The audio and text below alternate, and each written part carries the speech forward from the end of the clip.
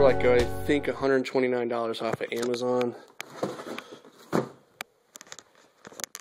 After putting together all what I was going to need to manually build everything, and then wire up the controllers and everything, I was looking at close to the same price.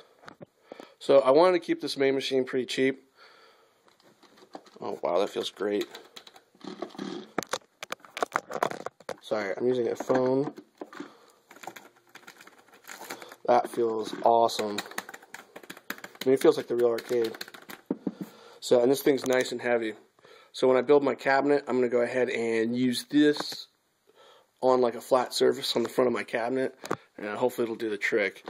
If you look at Metal Jesus Rocks, his channel, this is where I got the idea to use this, and it was like, oh, well here, I'll just do that.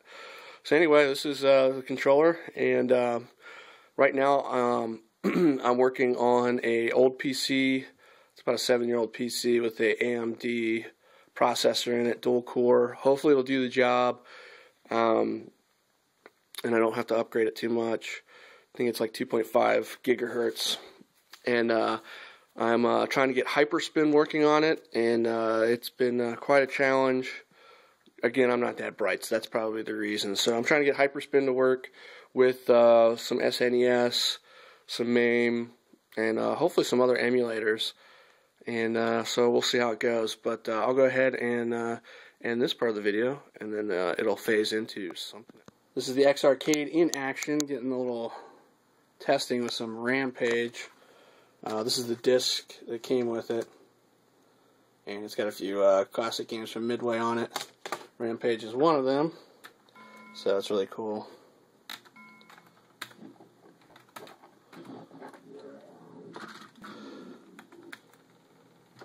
As you see, this thing works pretty good.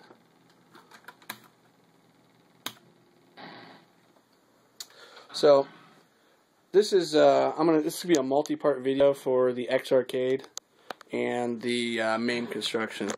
This is a piece of glass that I'll be using on my Mame machine, which is right here. An old Dimension computer, Dell, and an LCD monitor. And this piece of glass will be in the actual cabinet, and it will cover that, and I'll use that as my front kind of marquee area. This is my game room. Kind of into the retro gaming thing a little bit.